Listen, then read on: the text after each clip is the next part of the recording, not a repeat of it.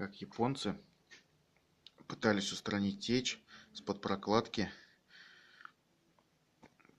термостата. Взяли какую-то резиночку, приклеили ее на эбоксидку.